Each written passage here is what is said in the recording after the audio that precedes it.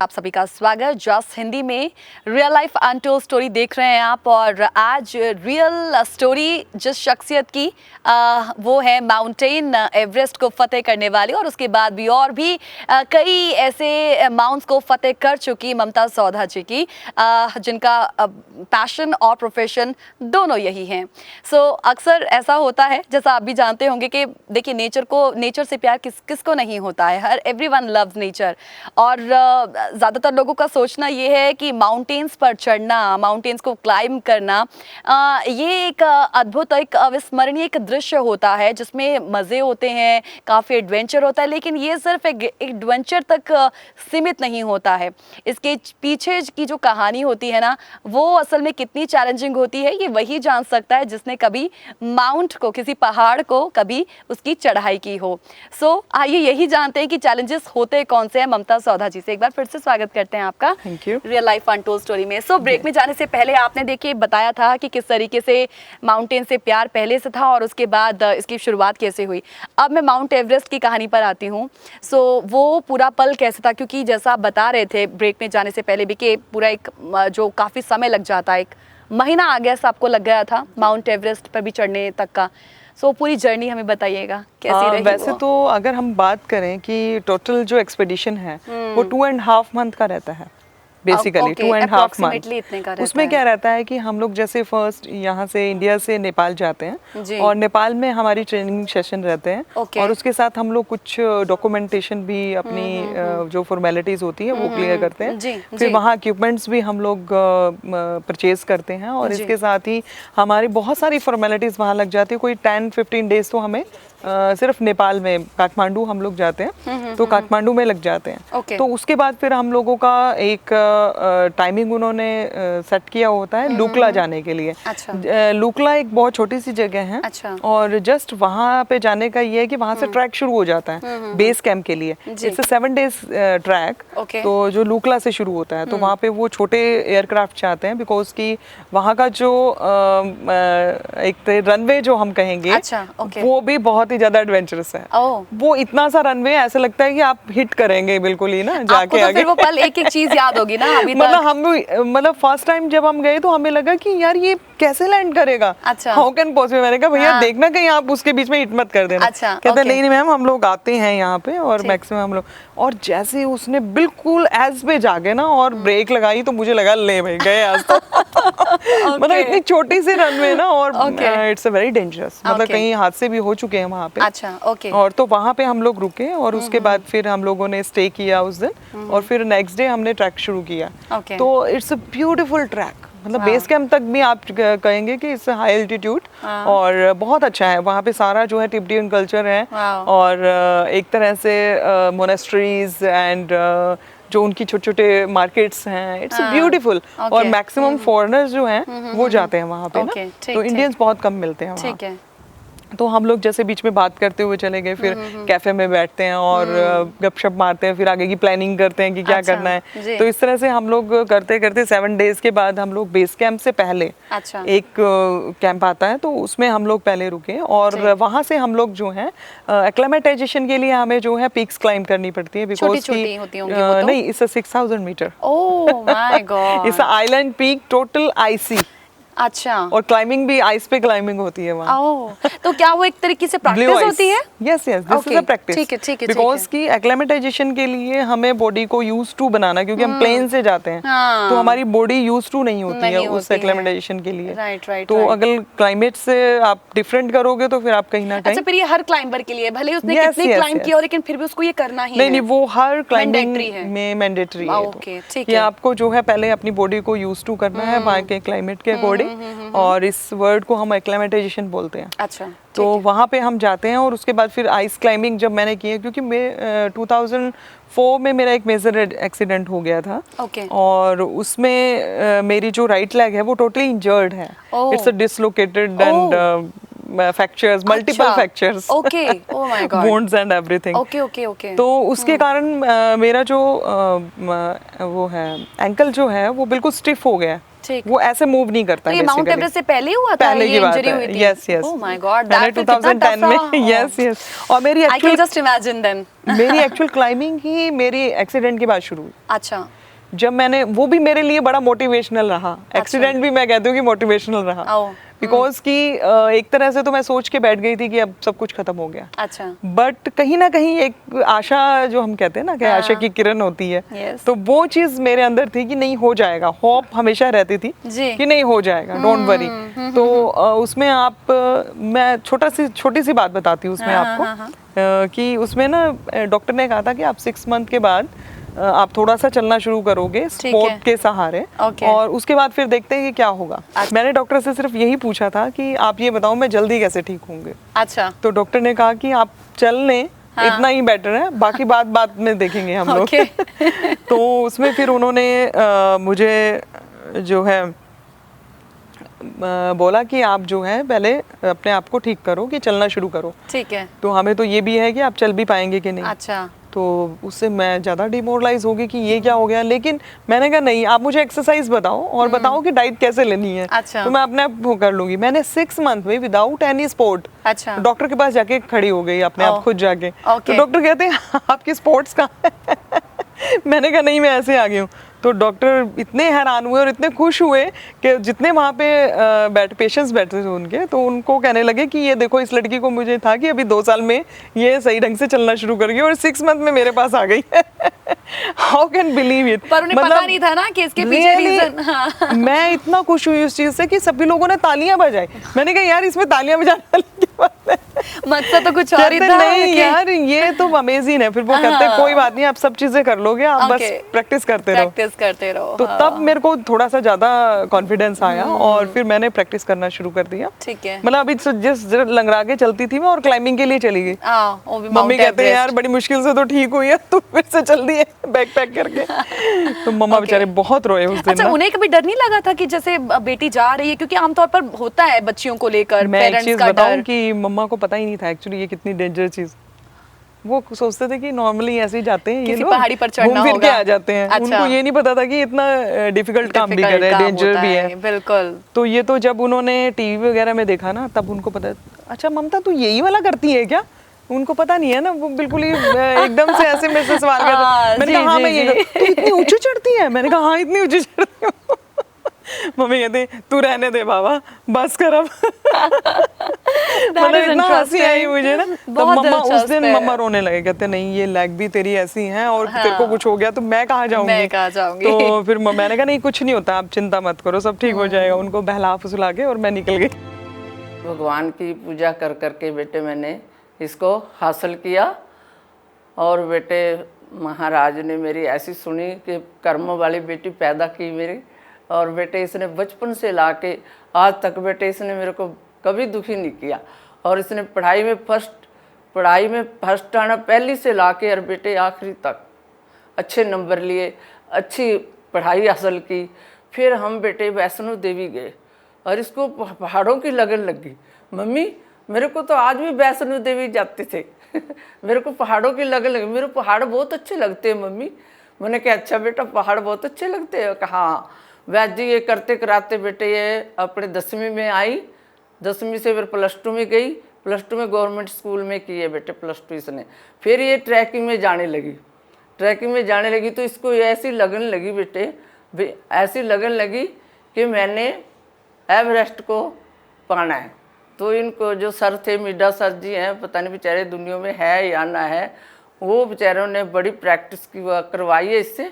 और कहती है क्यों बेटा क्या लगन लगी हुई है? कि मुझे बस और कुछ नहीं चाहिए, मुझे एवरेस्ट जाना है। एवरेस्ट मेरे को किसी भी तरह से, चाहे मैंने अपनी कुछ भी करना पड़े, मैंने अपनी ज़िंदगी भी खोनी पड़े, पर जाना मैंने एवरेस्ट है, फतेह करना।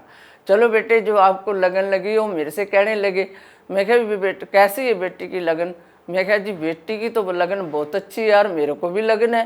क्योंकि बेटी आपको लगन कैसी होगी? मेरे को लगन ऐसी हुई कि इसको ना बड़ा मतलब मेहनत और अपनी जान पे खेल के बाजी लगा के इसको लगन लगी हुई है भी मैंने एवरेस्ट करना। कि आप साथ हो, मैं बिल्कुल साथ हूँ, चाहे जो भी होगा। तो मैं अपनी बेटी की जो है ना लगन है, जो इसकी मेहनत है, मैंने इसको कराना मैंने यही कह दिया, ममता मैं आपके साथ हूँ बेटे, आप बिल्कुल घबराना ना। तो कहने लगे अच्छा मम्मी। तो करते कराते इसने अप्लाई कर दिया एवरेस्ट के लिए, तो इसका नंबर पड़ गया। नंबर पड़ गया तो बेटे आगे थोड़ी सी पत्ती आ गई पैसे के लिए। पैसे के लिए बेटे हरियाणा सरकार ने भी और अपने जो है हमारी अपनी बरादरी ने भी और सब ने, सभी बहन भाइयों ने, सब ने मिल के बेटे इसको वहाँ पहुँचा दिया। और बेटा मेरे को बड़ी खुशी हुई कि इसका नंबर पड़ गया। तो अब करूँ तो क्या करूँ, करेगा तो वहाँ वही करेगा, पर भगवान पे भरोसा रखा बेटे मैंने। पहाड़ों वाली शेरा वाली माँ पे भरोसा रखा कि पहाड़ों को पार यही कराएगी। मैंने कहा मेरी बेटी से। तो बस बेटा करते कराते मैं काठमांडू तक, मेरे को ममता वहाँ लेगी बेटे, काठमांडू से, काठमांडू पे, हाँ काठमांडू पे मेरे को वहाँ लेगी। वहाँ से इसकी ट्रेनिंग थी बेटे, ट्रेनिंग से काठमांडू से वहाँ चले गए। तो बेटे जब आई 2-2.5 महीनों में आई बेटा, जैसे मैंने गुजारी वो मुझे पता है। 2.5 महीने जैसे उंगलियों पे ऐसे गिन गिन के दिन रात बेटे मैंने, तो 2.5 महीनों में इसका फिर वायरलेस आई यहाँ पे कि ममता ने एवरेस्ट को फतेह कर लिया। धन्यवाद है हरियाणा सरकार का, जिन्होंने मेरी बेटी का इज्जत मान किया, बड़ा कुछ दिया। और मैं सारी बेटियों को, जिसने भी कामयाबी देश में बड़ी बड़ी ऊंचाई तक बेटियां जा चुकी हैं हरियाणा की, मैं सबको नमन करती हूँ। और सभी को, मैं अपनी बेटी को भी नमन करती हूँ, और सबको जिन्होंने मेरी बेटी की सहायता करी मैं उनको भी नमन करती हूँ। जय हिंद।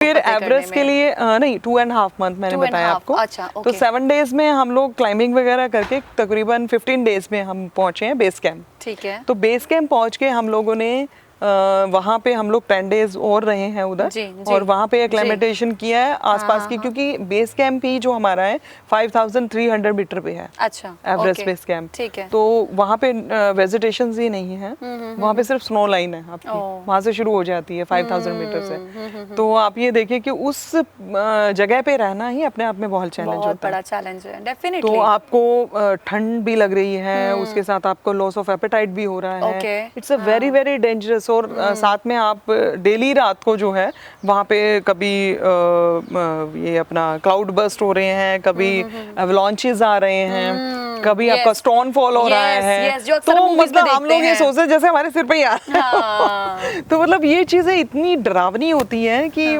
बस पूछो मत। और आपको बस सरवाइव करना पड़ता है वहाँ पे। तो उसके साथ कुछ चीजें आपको खाने में अच्छी नहीं लगेंगी, कुछ चीजें आपको वैसे ही नहीं अच्छा लगेगा, लेकिन वो सब चीजें सहन करते हुए आपको फिर आगे बढ़ना होता है बस।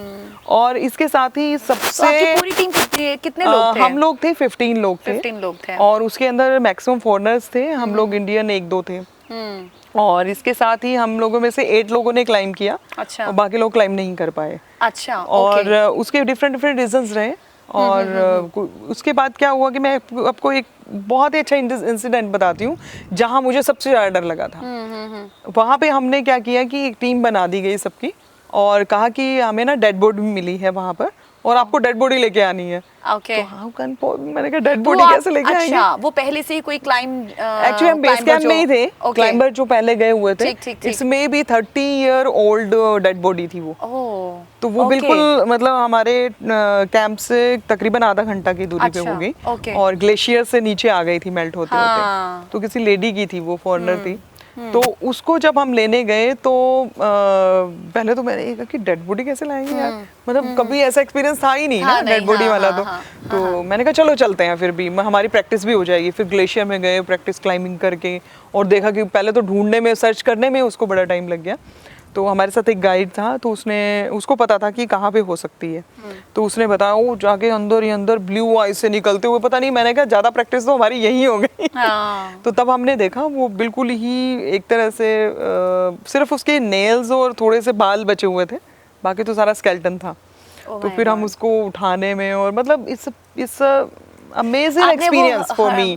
और जब मैंने ये मेरे माइंड में आया, जब रात को सोने लगे, 3 डेड बॉडीज थी वहां से ना, अलग अलग ग्रुप्स लेके आए थे। अच्छा, ओके। और एक तो बिल्कुल हमारे टेंट के पास ही वो आइस में ऐसे पैक थी, और उसके सिर्फ हाथ ऐसे बाहर रहते। वो है ना, ये चीजें देख के आपका मनोबल भी कहीं ना कहीं होता होगा अप एंड इतना डाउन। डिमोरलाइज हुए ना उनसे, इतना डिमोरलाइज हुए कि ऐसा रात को नींद ही नहीं आई उस दिन तो, और ऐसा लगे कि यार ये लोग भी तो क्लाइंब करने गए थे और हम पता नहीं वापस आएंगे या नहीं आएंगे। This is death zone, basically mountaineering is a death zone. तो आप ये नहीं कह सकते कि सेकंड स्टेप में आपके साथ क्या होगा। आप ग्लेशियर को क्रॉस कर रहे हो, पता नहीं किस खाई में आप गिर जाएंगे, तो मतलब ये चीजें पता ही नहीं होती, एक्सीडेंट कब हो जाएगा आपके साथ, ऊपर से कब एवलांच आ जाए, आप एवलांच के साथ ही जा रहे हैं। यस यस, मौसम खराब है, मौसम खराब है, बिल्कुल बिल्कुल, हैवी स्नोफॉल हो जाए। वो पल कैसा था? इट्स मतलब इसके लिए कोई शब्द ही नहीं है, शब्द ही नहीं है। मतलब मैं कहूँ कि जितने शब्द हैं वो सब फीके पड़ जाते हैं उसके आगे। जो वो मोमेंट्स है ना, वो तो मतलब अमेजिंग ही होती हैं। हमने तकरीबन कैंप 4 से 2 बजे के करीब क्लाइंबिंग शुरू की। वैसे तो 12 बजे हम लोग चले थे, लेकिन वेदर खराब था, बहुत तेज हवा चल रही थी और स्नो ऐसे मतलब जैसे आपको एक तरह से स्लैप कर रहे हो, तो इस तरह से हो रहा था। तो तब हम लोग निकले बाहर, और उसके बाद क्या हुआ कि उससे पहले मेरा जो मास्क था, जैसे ही शेरपा निकालने लगे कैंप 4 में जब पहुंचे, तो मेरी जो स्किन है ये वाली, ये सारी बाहर आ गई।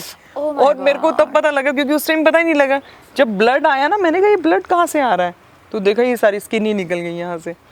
तो वो भी मैंने कहा ये भी बड़ा पेनफुल हो गया। ऊपर से मेरी लेग भी बहुत पेन कर रही है मैं तो मतलब, और सोए नहीं है, मतलब नींद नहीं आती है वहां पे, तो सोए नहीं है और बस चली जा रहे हैं और एनर्जी बिल्कुल लॉस हो चुकी है। ममता जी, इट्स लाइक ना पिक्चर, मतलब एक स्टेप लेना इतना मुश्किल, मुझे मूवी की तरह लग रहा है, स्टार्टिंग से जर्नी अब तक की। मतलब मैं आपको बताती हूँ, जैसे हमने स्टार्ट किया और वो मैंने देखा कि वो इटालियन रोप थी जिसपे हम लोग क्लाइंब करने के लिए चले थे। मैंने कहा यार ये तो बिल्कुल ही थी ना, और निकल गई तो कहते मैडम फिर नीचे आएंगे और क्या होगा।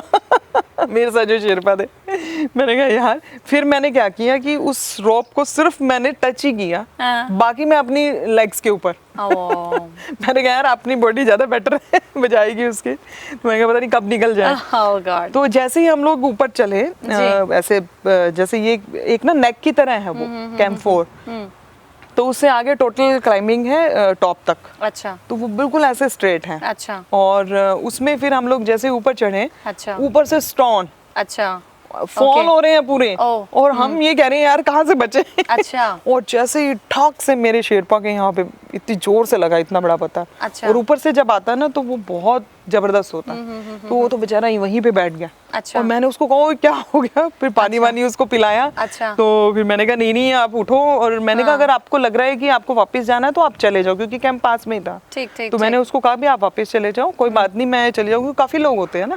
तो मैंने कहा मैं चली जाऊंगी, कहते नहीं थोड़ा देर उसको मालिश वालिश की, वो लगाई, और फिर हम लोग, शुक्र है कि उसके हेड पे नहीं लगा, नहीं तो उसका काम हो जाना था। आज इस प्रोग्राम के माध्यम से ना आपकी सारी जो वो यादें फिर से रिवाइव हो चुकी हैं, बिल्कुल सही बात है।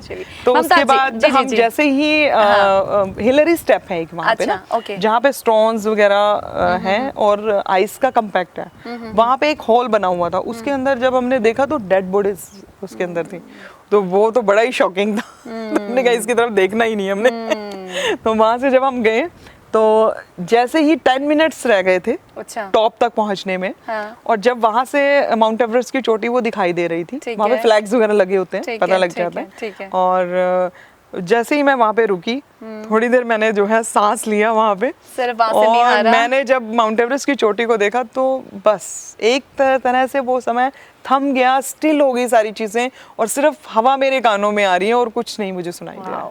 शेरपा क्या कह रहे हैं, वो क्या कह रहे हैं, कुछ नहीं पता है। और मुझे उस टाइम में मैं बस उस परमेश्वर का धन्यवाद कर रही थी, जितने लोगों ने मुझे सपोर्ट किया था उनका धन्यवाद कर रही थी। फर्स्ट ऑफ ऑल मेरी मदर का बहुत शुक्रिया अदा उस टाइम में मैंने किया कि उन्होंने मुझे कितना सपोर्ट किया। मुझे ऐसा लग रहा है कि आपने जो कुछ जिया ना, वो अभी मैं यहाँ पर सिर्फ आपकी बात को सुनकर जी रही हूँ। मतलब वो पल जो आप अचीव करना चाहते थे, वो सच में जब आप उसके क्लोज पहुंच जाते हो ना, तो ऐसे लगता है कि आपको और कुछ नहीं चाहिए, ये जीवन भी नहीं चाहिए। तो वो जब सामने देखा तो बस सारी चीजें धूमिल हो गई, खत्म हो गया, पेन भी नहीं है, सब कुछ कुछ भी नहीं है, मतलब कुछ फील ही नहीं हुआ, फिर ऑक्सीजन आ रही है कि नहीं आ रही है वो भी नहीं पता। तो वहाँ पे जैसे पहुंचे और वो जो है ऐसे इस तरह से पूरा टॉप है और उसका जो स्लाइड्स हैं चारों तरफ और वहाँ का जो व्यू है उस टाइम में लकली मतलब जब मैं पहुंची थी तो बिल्कुल क्लियर वेदर था। अच्छा। ब्लू आइस और पूरा एकदम से क्लियर दिखाई दे रहा था दूर दूर तक। अच्छा। तो वो बहुत अच्छी मतलब उसमें व्यू था, छोटे छोटे माउंटेन्स हमें दिखाई दे रहे थी और ग्लेशियर्स थे, नदियाँ थी, कई जगह पे पॉन्ड्स बने हुए थे, तो बहुत ही सुंदर व्यू था और इतनी तेज हवा चल रही थी कि हम खड़े नहीं हो पा रहे थे। फिर हमने एंकर किया, एंकर करके हम लोग वहाँ खड़े हुए, बड़ी मुश्किल से फोटो लिया हमने। अच्छा। क्योंकि हवा बहुत चल रही थी, विंड ऐसे ऐसे मतलब बॉडी हो रही थी और तकरीबन मतलब आधा मौसम स्टेबल रहता नहीं है ना वहाँ पर? नहीं रहता, हवा तो रहेगी ऊपर, टॉप पे तो हवा रहती है। ठीक। तो वहाँ पे फिर हमने आधा घंटा स्पेंड किया, इतने में आपा शेरपा ही पहुंच गए। आपा Sherpa is the most popular Sherpa. उन्होंने कम से कम 25 टाइम्स या मेरे ख्याल से अब तो ज्यादा हो गए होंगे एवरेस्ट, उस टाइम में एवरेस्ट क्लाइंब किया उन्होंने और यूएस गवर्नमेंट ने उनको काफी अच्छा ऑनर भी दिया है। ग्रेट। तो वो वहाँ पे पहुंचे और मैं आई एम लकी कि वो वहाँ पे पहुंचे। तो हमने फिर इकट्ठे फोटोग्राफ ली, उसके बाद हम डाउन चले गए। अच्छा, नीचे आना ज्यादा रिस्की है और बहुत डर लगता है नीचे आने में ना। एक तो मेरी लेग बहुत दर्द करती है क्योंकि पूरा वेट नहीं आता इसके ऊपर। क्लाइंबिंग अच्छी हो जाती है मेरी, बट नीचे आने में मुझे बहुत प्रॉब्लम होती है। अच्छा ममता जी, मैं इस चीज के बीचों बीच मैं समझना चाहती थी कि लिमिटेशंस कहें, क्योंकि हर एक फील्ड का अपना एक लिमिटेशन भी होता है। क्योंकि देखिए माउंटेन एवरेस्ट उसको क्लाइंब करना इज डिफरेंट टास्क, बट हाँ उस तक पहुंचने से पहले भी आपको कुछ चीजें जो हैं वो पार करनी पड़ती है, लाइक मॉनेटरी अगर टर्म्स हैं, मैं उस पर बात जरूर करना चाहूंगी, लेकिन फिलहाल एक छोटा सा ब्रेक ले लेते हैं, तुरंत लौट रहे हैं रियल लाइफ अनटोल्ड स्टोरी में। Welcome back after the break. Real life untold story देख रहे हैं आप और आज लगातार बात ममता सौधा जी की रियल लाइफ स्टोरी को हम इस प्रोग्राम के माध्यम से जान रहे हैं। Welcome back after the break ma'am. So break में जाने से पहले एवरेस्ट की पूरी जर्नी का हमने जिक्र कर लिया और मेरे ख्याल से वो बात हमारी खत्म भी नहीं हुई क्योंकि बहुत से पहलू अभी भी उसके साथ जुड़े हुए हैं, लेकिन उसके साथ कुछ और भी चीजें हैं जिसका जानना हम लोगों के लिए जरूरी है, क्योंकि apart from adventure, apart from all the hurdles, there are certain limitations also.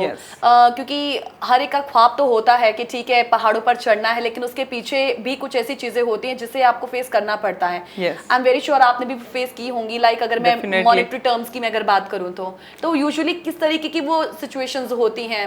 Actually अगर मैं बात करूं कि एवरेस्ट ज़्यादा मुश्किल था या फिर मेरे लिए जो उसकी एक फीस थी, इट्स अमाउंट 21 लाख रुपीज़, उसको कंप्लीट करना तो मुझे लगता है कि ज़्यादा हार्ड मुझे वो 21 लाख रुपीज़ जो हैं इकट्ठा करने में लग गए। Okay, I am very sure कि फिर जब आगे भी एक्सपीडिशंस आपकी निरंतर चलती होगी तो फिर आपको भी कुछ ऐसे स्पॉन्सर्स की जरूरत पड़ती होगी। डेफिनेटली स्पॉन्सर्स की जरूरत पड़ती है और माउंटेनियरिंग में एक्चुअली स्पॉन्सर भी बहुत कम होते हैं। माउंटेनियरिंग को जो थोड़ा प्रमोट करते हैं या सपोर्ट करते हैं तो वो बहुत लिमिटेशंस में है, क्योंकि उनका अपना एक सिस्टम होता है कि वो क्रिकेट पे ज़्यादा लगाना चाहेंगे या दूसरी स्पोर्ट्स पे ज़्यादा लगाना चाहेंगे। लेकिन माउंटेनियरिंग को कहीं ना कहीं अभी भी लोगों तक पहुंची नहीं है बात, और वो अवेयर भी नहीं है, और खासकर जब हम लड़कियों की बात करते हैं। बिल्कुल सही बात है। अच्छा, आपके एवरेस्ट पे जाने के बाद और भी उसके बाद कई एक्सपीडिशंस हुई, सो कैसा फील हुआ? आपने क्या ये चीज महसूस की कि और लड़कियां जो है अब माउंटेनियरिंग की तरफ ज्यादा उनका रुझान बढ़ रहा है? अगर मैं बात करूं कि हरियाणा से रिलेटेड बात करूं मैं, तो जैसे हरियाणा में I am the first civilian of Haryana who conquered the mount Everest. तो उसमें क्या था कि जब मेरी अचीवमेंट हुई उसके बाद बहुत से लोगों ने मुझसे संपर्क किया, और जब मेरी हरियाणा पुलिस में भी पोस्टिंग हुई और इसमें एंट्री हुई तब डीजीपी साहब ने मुझे खुद बोला कि आप हमारी पुलिस को भी ट्रेन करो। तो उसमें मैंने तकरीबन 10 लोगों को चुना और उनको ट्रेन किया, जिनमें से 8 लोगों ने एवरेस्ट क्लाइंब कर लिया है। और इसके अलावा वैसे भी लोग जो हैं जिनको पता लगता है तो वो मुझसे टाई अप करते हैं, मुझसे पूछते हैं, स्ट्रेटजीज पूछते हैं और मुझसे बात करते हैं। कई लोगों का तो ये क्रेज रहता है कि हमें आपसे मिलना है। अच्छा। और कुछ लोगों का रहता है कि माउंटेनिंग क्या होती है। हाँ। तो वो एक्सपीरियंसेस शेयर करना चाहते हैं। कुछ लोगों को गाइडेंस चाहिए होती है। तो इस तरह से बहुत सारे यंग जो पर्सन्स हैं वो मुझसे जुड़े हुए हैं और वो मुझसे गाइडेंस लेते रहते हैं। और बहुत से लोग जो हैं इस फील्ड में आ गए हैं। हरियाणा में बहुत सारे लोग हैं जो मेरे क्लाइंब करने के बाद ही आए हैं। एंड अच्छी चीज़ क्या है कि मैं शायद ये फील करती हूँ कि हरियाणा की लड़कियों में भी वो बात है। अगर मैं ओलंपिक्स की बात करूँ, इनफैक्ट हर एक स्पोर्ट्स की बात करूँ, हाँ। लड़कियां ज्यादातर ना और लड़के भी इनफैक्ट वो हरियाणा से ज्यादा निकल कर सामने आते हैं। जी, ओलंपिक में अगर हम मेडल की बात करें ओलंपिक्स के, तो हमारे हरियाणा के सबसे ज्यादा है। राइट। अच्छा, इतनी सारी एक्सपीडिशंस आपकी हो गई हैं, सो अब आगे ममता सौधा क्या करना चाहती है जिंदगी से, अब आगे और क्या चाहती है? देखिए, जिंदगी से जो ख्वाहिशें हैं वो कभी पूरी नहीं होती हैं। और माउंटेनिंग ना केवल मेरा इंटरेस्ट है बल्कि मेरा पैशन है जी। और मैं चाहकर भी इसको कभी छोड़ नहीं पाऊंगी। और मुझे लगता है कि जब तक मेरे पाँव मेरा साथ देंगे तो इसी तरह से मैं क्लाइंबिंग करती रहूंगी, चाहे एज कोई भी हो, क्योंकि इसमें कोई एज लिमिट नहीं है। और मैं चाहती हूँ कि इसको मैं कंटिन्यू रखूँ, क्योंकि ये मुझे खुद भी मोटिवेट करता है मेरी लाइफ को जीने में, मेरी लाइफ को समझने में, लोगों के साथ इंटरेक्ट कैसे करना है, सोशल सिस्टम में भी ये बहुत हेल्प करता है। एक्चुअली मैं तो ये कहती हूँ कि हमारे इंडिया में जो एडवेंचर स्पोर्ट्स हैं वो कंपलसरी कर देना चाहिए छोटे बच्चों के लिए, बिकॉज कि उससे ऑलराउंड पर्सनालिटी डेवलपमेंट होती है। सिर्फ एक चीज नहीं बल्कि आपकी पूरी पर्सनालिटी डेवलप होती है। और इसमें आपका कॉन्फिडेंस भी इम्प्रूव होता है, आप क्रिएटिव बहुत ज्यादा बन जाते हैं आपको। अच्छा, मैं इसमें मैंने स्टडी जरूर की है इसमें कि सुसाइडल केस जो हैं वो बिल्कुल कम हो जाएंगे, क्योंकि जब आप मौत के सामने होते हैं ना और आपको ये रहता है कि जिंदगी कभी भी जा सकती है, तो आपको जिंदगी की वैल्यू समझ में आती है। तो तब सुसाइडल केस जो है वो कम होंगे। तो मेरा तो ये मानना है कि 10th के बाद हर बच्चा जो है वो एडवेंचर स्पोर्ट्स में आना चाहिए, उनको वो एक्सपीरियंस लेना चाहिए। तो वो बहुत अच्छा है। मतलब मेरे ख्याल से आपने तो इसकी शुरुआत कर दी थी। मैं ये कहती हूँ कि न केवल मोटिवेशन बल्कि ये नेचर से भी जोड़ता है आपको। आपको लिमिटेड सोर्सेज में रहना आ जाता है, आप बहुत ज्यादा ओवर रिएक्ट नहीं करते हैं, आपकी लाइफ बैलेंस्ड हो जाती है। बहुत सारी चीज स्पिरिचुअल हो जाते हो, कितने फायदे हैं उसके जो हमें लाइफ में चाहिए एक्चुअली। दिलचस्प बात यह है कि ममता सौधा जी का जो जन्मदिन है, जो बर्थडे है, वो 1 नवंबर की डेट है और उनके बेटे की भी यही है। तो पहला बर्थडे बेटे का काफी खास रहा। मैं इसमें एक ऐड और करना चाहूंगी कि हरियाणा डे भी उसी दिन होता है, 1 नवंबर को। ओके। तो ये इतना अच्छा कॉम्बिनेशन है कि हम लोग इसे बिल्कुल अलग तरीके से सेलिब्रेट करते हैं। जब से आर्यन हुआ है 2016 से, तो इसका हमने जो फर्स्ट बर्थडे है वो हरियाणा की सबसे हाईएस्ट पीक करोह पीक पर किया। और उसके बाद फिर नेक्स्ट बर्थडे जो है हमने इसका चूड़धार पीक है उस पर किया। और उसके बाद थर्ड बर्थडे हमने किया है इसका हर बर्थडे पे हम लोग जो है नई क्लाइंबिंग करते हैं।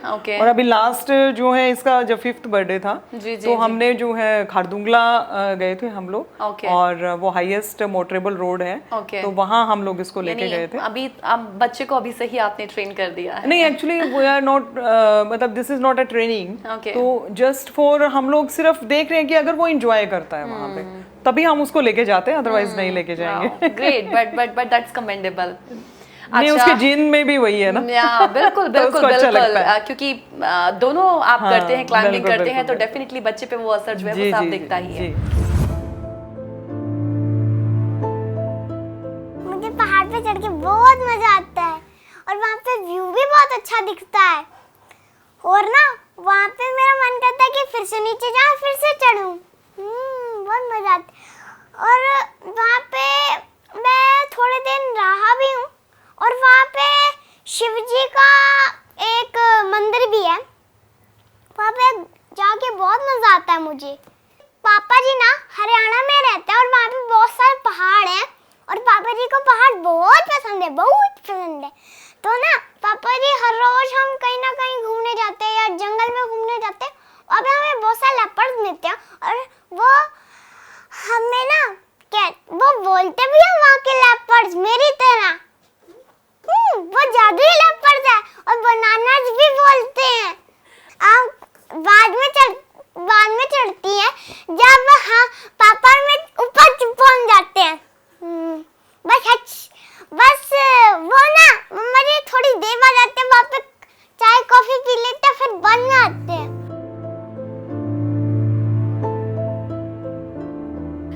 रियल लाइफ अनटोल्ड स्टोरी को अब समअप करने का भी वक्त आ चुका है, लेकिन हर बार की तरह हम एक जो मैसेज होता है वो अपने खास जो हमारे मेहमान होते हैं उनका ज़रूर लेते हैं। क्योंकि आज हम खेल की बात भी कर रहे हैं और महिलाओं के खेल उनका रुझान जो है किस तरीके से आगे बढ़ रहा है, विस्तार इसका आगे होना ज़रूरी है।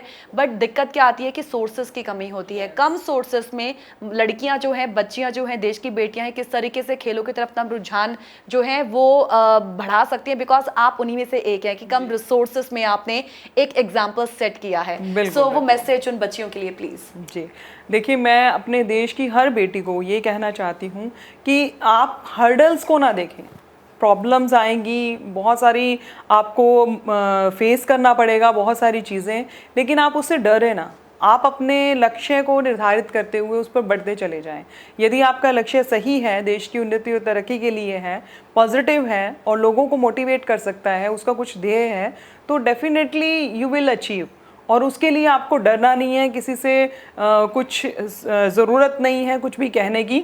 सिर्फ चुपचाप अपना काम करते रहिए, अपनी हार्डवर्क करते रहिए और कंटिन्यू उसमें लगे रहिए, तो डेफिनेटली आप अचीव कर लेंगे। इसके साथ ही मैं ये कहना चाहूँगी कि उनके पेरेंट्स को, खासकर मदर को ज़रूर उनका साथ देना चाहिए, बीइंग ए विमेन। क्योंकि मेरी माता जी अगर मुझे इस लेवल पे मोटिवेट ना करती और मेरा साथ ना देती तो शायद आज मैं यहाँ नहीं पहुँच सकती थी। तो इसलिए आप सभी माताएं जो हैं अपने बच्चों का, लड़कियों का खासकर साथ दें, ताकि वो आगे बढ़ें और अपनी गोल को अचीव करें और उनमें भी एक ऐसी पावर आए कि वो दूसरों को ही मोटिवेट कर सके। इसके साथ ही आप अपने बेटों को भी एक अच्छी शिक्षा दें। मेरे पास भी एक बेटा है छोटा, और मैं उसको अभी से ट्रेन कर रही हूँ कि आपने जो है लड़कियों के प्रति अपनी एक सोच जो है वो पॉजिटिव रखनी है और उनको इक्वल समझना है। और कभी ये नहीं समझना कि आपकी लिमिटेशन सिर्फ ये है कि घर के बाहर के काम करेंगे और घर का काम नहीं करेंगे। तो अभी से मैंने उसको ट्रेन कर दिया, वो मेरे साथ काफ़ी हेल्प करवाता है, वो खाना ही बनाता है और सब चीज़ें करता है। तो जब आप खुद माँ जो होती है वो सबसे पहले टीचर होती है, तो अगर माँ जैसा सिखाएगी बच्चे भी वैसे ही सीखेंगे।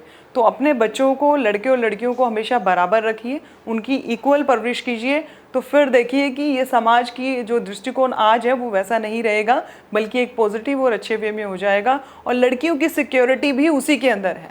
आप ये मत सोचिए कि सिर्फ आप एक छोटा सा काम कर रहे हैं, आप बहुत बड़ा काम कर रहे हैं। इन फ्यूचर आप अपनी बच्चियों को सिक्योर कर रहे हैं, तो ये बहुत ज़रूरी है अच्छी शिक्षा देना।